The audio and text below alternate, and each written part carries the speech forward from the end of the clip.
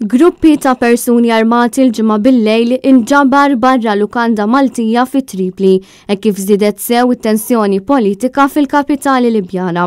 Filmat imxandar fuq il-medja soċjali wera rġiel armati weqfin fid-daħla tal-lukanda Korintja.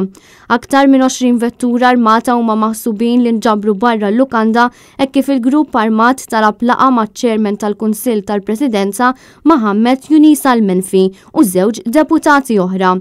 Rapporti fil-medja Libjana qed jgħidu wkoll li l-gruppi fiċċew ukoll karozzi ta' Al-Menfi u tal-Ministru għal Affarijiet Barranin Najla Al-Mangush. Kelli mal-Kunsill tal-Presidenza konferma li sar rejd għalkemm sostna li ħadd mill-Kunsill ma kien fil-bini fil-ħin tal-inċident.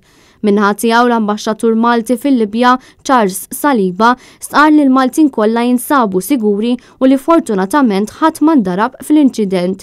Il-Hotel Korintja fi Tripli li proprjetà ta' grupp Malti ta' negozju kienet il-mira ta' attak terroristiku fl-2015 li fih tilfu ħajjithom 10 persuni. Ir-rejd tal-ġimgħa der li kien minħabba tensjoni kontra l-Ministru tal-Affarijiet Barranin fil-Gvern ta' Unità Nazzjonali Najla Al-Mangush.